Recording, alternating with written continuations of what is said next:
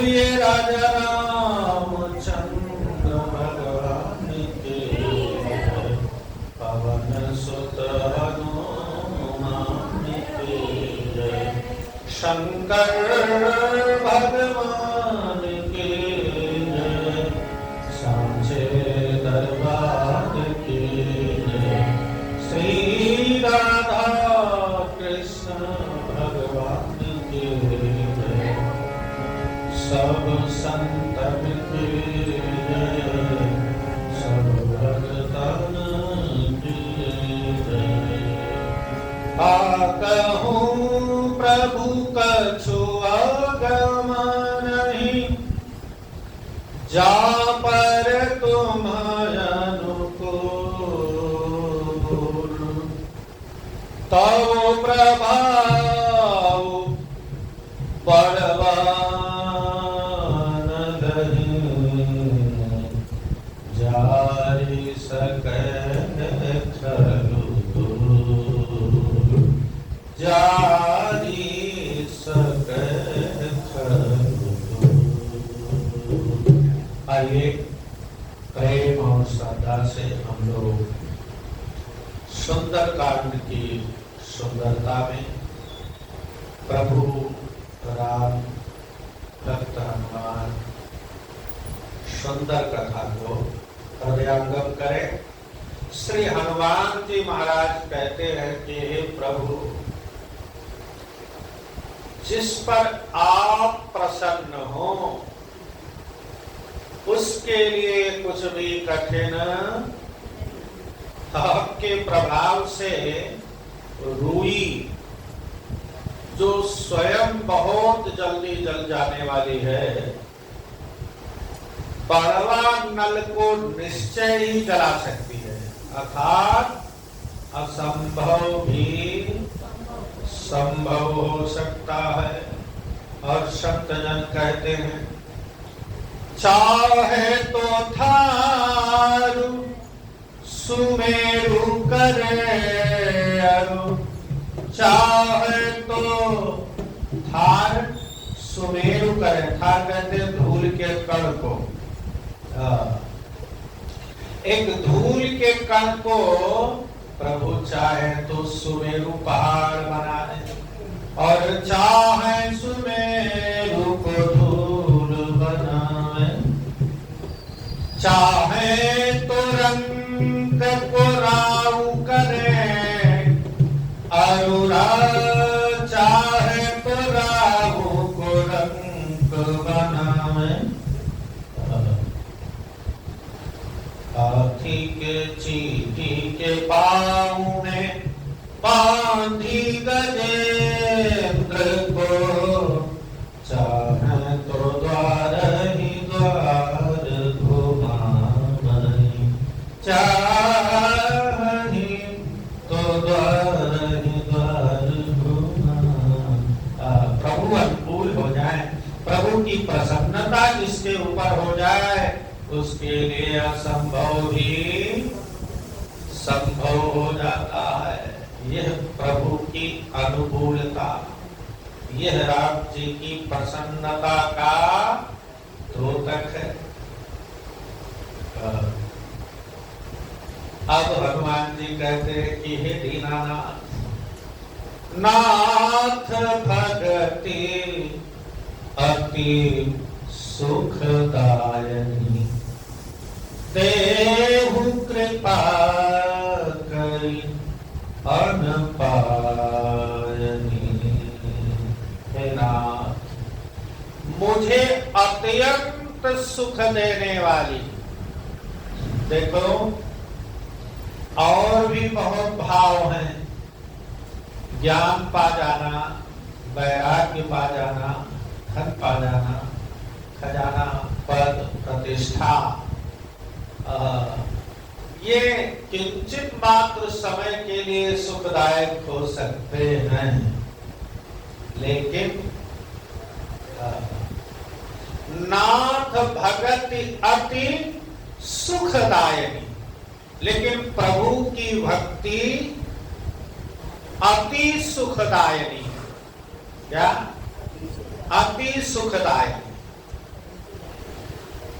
संसार और सांसारिक वस्तुएं और विज्ञान वैराग्य आदि साधन सुखदायक हो सकते हैं, पर भगवान की भक्ति अति सुखदायक है, या यूं कहें भक्ति ही सुखदायक है। जितने रतन जग माही मोल भक्ति सम, भक्ति गेंद चौड़ान है भावे सो ले। भक्ति जैसा सुखदायक और कुछ भी नहीं। इसलिए हनुमान जी कहे प्रभु अति सुखदायक, अति सुख देने वाली प्रभु अपनी अनपायनी में निश्चल भक्ति। एक भक्ति होती है थोड़ी देर हमने कथा सुनी, भाव प्रकट हुआ, हम भी भावान्वित हो गए, उस समय मन में सोचने लगे वैसा हम भी करेंगे, भगवान का भजन करेंगे, रोज कथा सुनेंगे आदि, कुछ भी भाव जागृत हो जाए। लेकिन थोड़ी देर बाद फिर और कुछ भाव प्रकट हो गए, है? ऐसे ऐसे भक्ति से भी विशेष लाभ नहीं। लेकिन निश्चल भक्ति, चलायमान ना हो, अनपाए, तो निश्चल भक्ति कृपा करके लीजिए। कौन सी भक्ति? निश्चल भक्ति। सुनी प्रभु परम सरल कपि बानी, सुनी प्रभु परम सरल कपि बानी, एवमस्तु तव कहु भवानी, एवमस्तु तव कहु।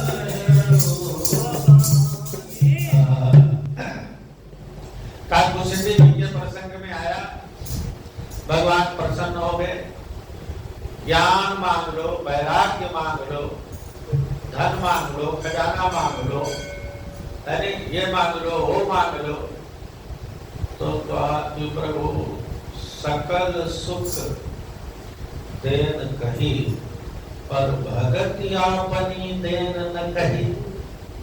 भगति आपनी, तो संसार की बात ऐसे है कि सब कुछ हो, बड़ा सुंदर व्यंजन बना हो 56 प्रकार का, अरे लेकिन लवन भगति विहीन जीवन, ऐसे लवन बिना बहु व्यंजन, जैसे बड़ा सुंदर भोजन बना हो लेकिन उसमें नमक ना हो, उसमें राम रस ना हो, तो भोजन कैसा लगेगा?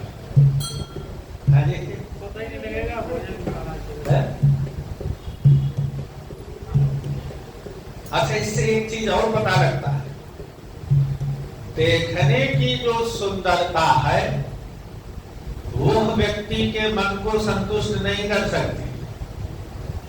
मन को जो स्वाद देकर संतुष्ट कर दे, तो अब नमक नहीं है तो स्वाद नहीं है, तो चाहे जितना सुंदर सुंदर देखने में लग रहा हो भोजन, उससे आपकी संतुष्टि। इसी तरह संसार भौतिकता से भरा हुआ, सब कुछ हो लेकिन जीवन में केवल भगवान की भक्ति ना हो, तो जैसे नमक के बगैर भोजन बेकार, वैसे भगवान की भक्ति के बगैर भौतिक शरीर या जीवन बेकार। कहते नहीं, गजबाजी द्वार मनुष्य हजार, ज्ञान बनो धनवान बनो, कर दूती बड़ी जग में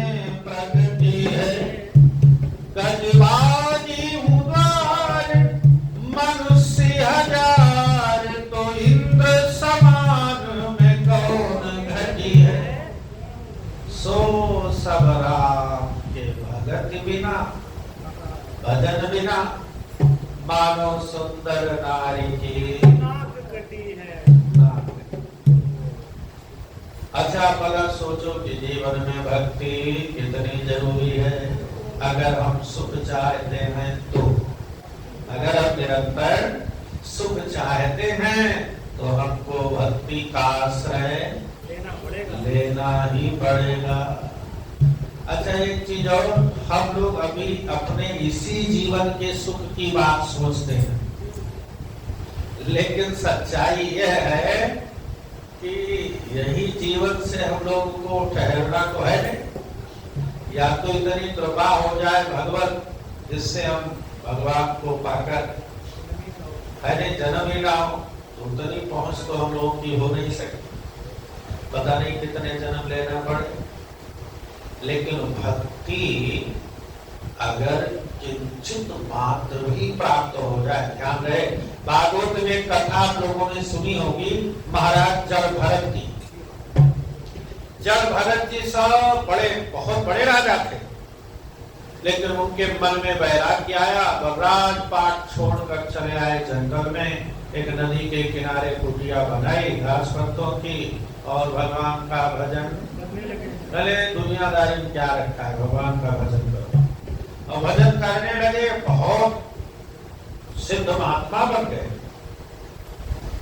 एक दिन एक दृश्य दिखा, इसलिए सारे विकार आंखों से ही आते हैं। आंख को बड़ा संभाल कर रखना चाहिए। भाई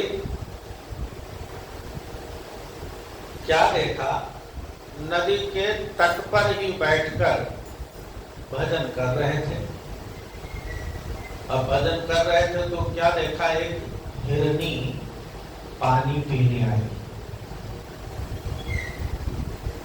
संयोग से हिरनी गर्भवती थी। अभी हिरनी पानी पीने ही लगी थी, तब तक पीछे से सिंह आ गया।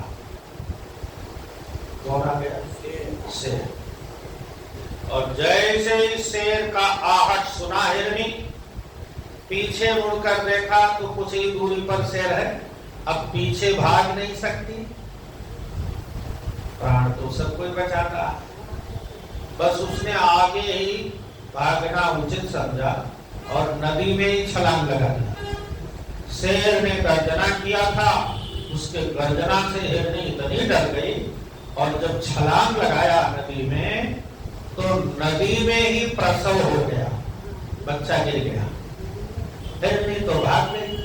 अब बच्चा बताओ, कुछ समय से पहले ही वो नदी में बोलने उतराने लगा। अब जड़ भरत जी देख रहे हैं, इन्होंने सोचा कि राग में फंसना तो नहीं चाहिए, लेकिन यहाँ मेरे सिवा और कोई है नहीं। मेरे आंखों के सामने एक जीव डूबकर मर जाएगा तो दोष तो मुझे लगेगा, बचाना चाहिए। बस वो भी छलांग लगा दिया, बच्चे को उठा लें। अब बताओ, तुरंत का जाया बच्चा कहाँ छोड़ दें? अब उसको रुई से दूध पिलाएं, धीरे धीरे उसका लालन पालन करने लगे, बड़ा हो जाएगा तो छोड़ देंगे। अच्छा, बच्चे, हमारे पिताजी कहते थे बच्चे 5 साल तक देव मानकर पूजना चाहिए। और पिताजी कहते थे अगर कोई उनके सामने मार दे बच्चों को, बड़ा नाराज होते थे।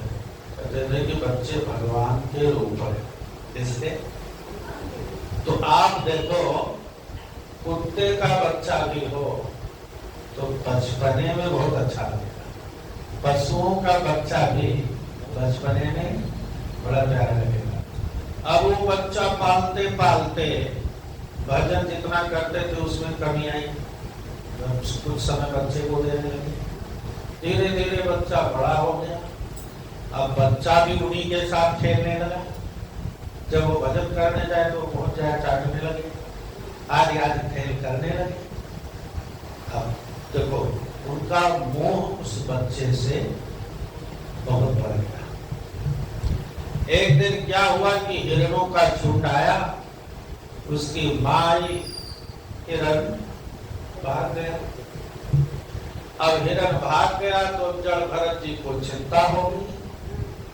आप उसी के वियोग में धीरे धीरे धीरे धीरे चिंतित रहने लगे। और एक दिन ऐसा हुआ कि शरीर ही छूट गई चिंता, और अंतमते सुगति। अब बड़े भजन आनंदी थे, मरते समय हिरण का ही ध्यान रहा दिल दिमाग में। अगली योनि हिरण बन गए। क्या बन गए? हिरण बन गए। अब कहाँ मनुष्य थे और कहाँ हिरण बन गए। लेकिन ध्यान रहे, भक्ति का प्रभाव तो देखो कि हिरण योनि में जब पहुंच गए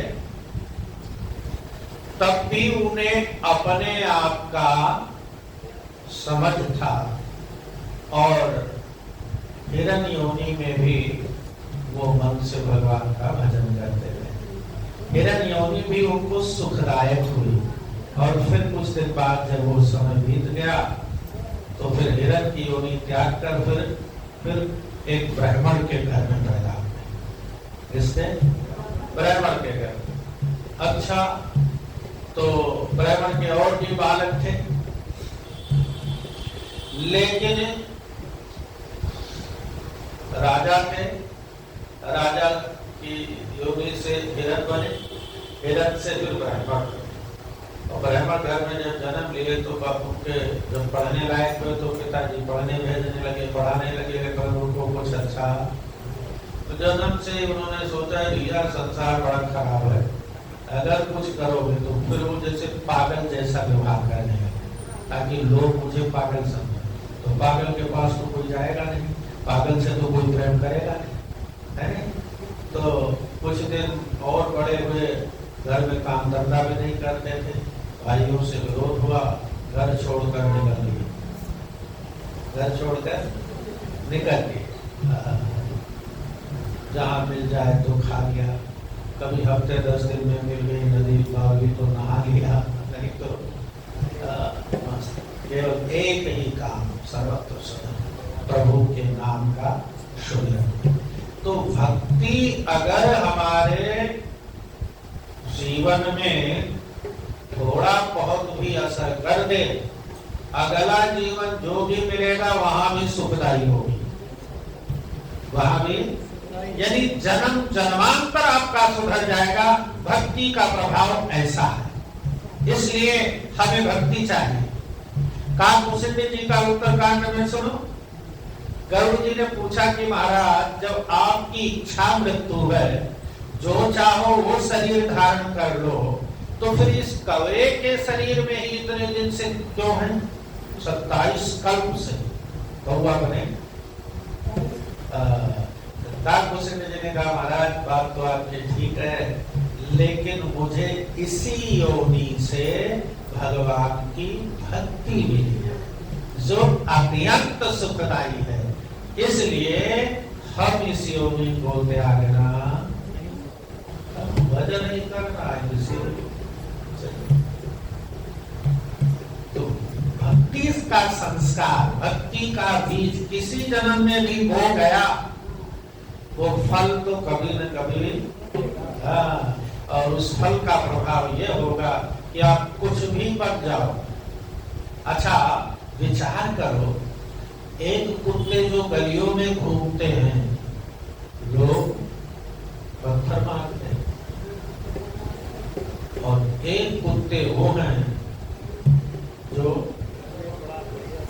एसी में सोते हैं, एसी में आते जाते हैं।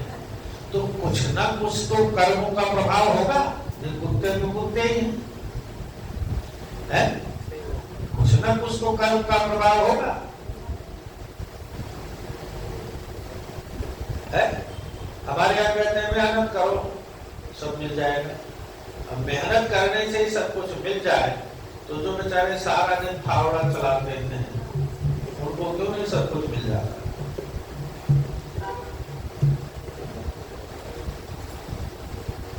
जो मकान बनाते हैं मजदूर, क्या मिलता है? क्यों नहीं मिल जाता?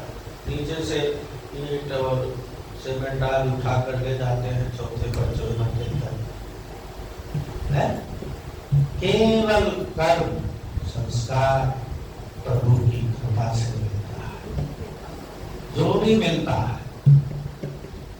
इसलिए हमारे जीवन में भगवान की भक्ति परम आवश्यक है। हमारे जीवन में भगवान का भजन, संसारिक वस्तुओं में हम भले ही गरीब रह जाएं, कोई फर्क नहीं चलता। हाँ, हमारे पास घर मकान गाड़ी घोड़ा ना हो, लेकिन 2 रोटी समय पर मिल जाती है और 2 कपड़ा मिल जाते हैं, मस्त रहो। क्यों? चाहे जितना धरे रहे तेरे बगले बगले खाली बारी धरा, जोड़ जोड़ भर लिए खजाने, फिर भी तृष्णा अड़ी रही, धरे रहे तेरे रंगले बगले खाली बारा धरी रही। सज धज के जिस दिन मौत की सहजाती आएगी, ना सोना काम आएगा ना चांदी आएगी। चाहे जितना धर लो कुछ काम आएगा, लेकिन अगर भगवान का भजन किया है तो इसलिए जीवन में सब छूट जाए तो कोई चिंता नहीं। धन तो कहते आज है कल नहीं रहेगा, या आज नहीं है तो कल हो सकता है हो जाए। एक जैसा तो जीवन किसी का नहीं है, उतार चढ़ाव चलता रहता है, कभी सुख है कभी दुख है, इसी का नाम जीवन। लेकिन भैया अगर भगवान का भजन ही भक्ति है, ध्यान है, सुमिरन ही भक्ति है। अगर जीवन में है उत्तरोत्तर आपका सुख आनंद बढ़ता जाएगा, क्या बढ़ता है। अच्छा देखो, हम लोग सोचते हैं कई संत महात्मा वीतरागी ऐसे हैं जो नगर में भी नहीं जाते, ज्यादा जंगलों में ही रहते हैं, लेकिन जब कदाचित वो आते हैं तो देखो यूं मोटे तक। क्यों? क्या खाते हो? हम लोग कहते हैं माल खाते हैं इसलिए मोटे हो गए, हम लोग की थिंकिंग ऐसी। लेकिन वो जंगल में बेचारे पड़े हो, क्या खाते हो? क्यों? क्योंकि उन्होंने आनंद सुख का अनुभव कर लिया है। तो फिर ये भौतिक सुख जो मिट्टी है, चाहे जितना बढ़िया भोजन अभी कर लो, 2 घंटे बाद फिर भूख। क्यों? 2 घंटा बीता नहीं फिर मन ढूंढने लग जाएगी, चाय पी लो, बिस्किट खा लो, फलाना कर लो, जा रहा है धीरे धीरे। लेकिन अगर भजना आनंद प्राप्त हो गया तो फिर ऐसी संतुष्टि होगी कि भूख लगेगी नहीं, बस करो, ऐसी संतुष्टि हो जाएगी, भूख लगेगी, अपने आप मस्ती में झूमोगे। मन लागो मेरो यार, एक बार लग जाए बस, लगने की बात। इसलिए रामचरितमानस में गोस्वामी जी ने कहा, जाके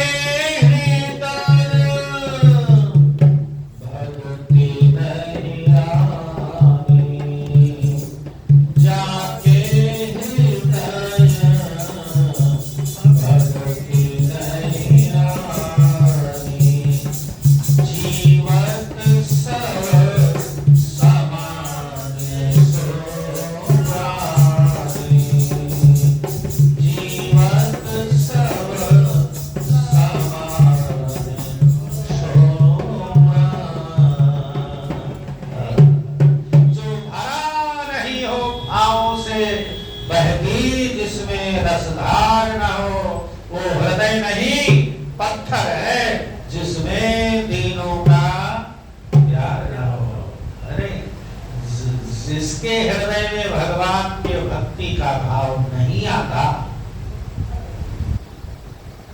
वो जीते जी मुर्दे के बराबर है। किसके? मुर्दे के बराबर। क्यों? क्योंकि बाकी तो सब बेकार है, आज है कल नहीं रहे, बाकी तो सब अवसर रहा है, इसीलिए नाम है संसार। लेकिन जो शाश्वत रहने वाला सुख आनंद है या धन है, वो है भगवान का भजन। एक बार आप अगर नाम ले लिए हैं तो उसका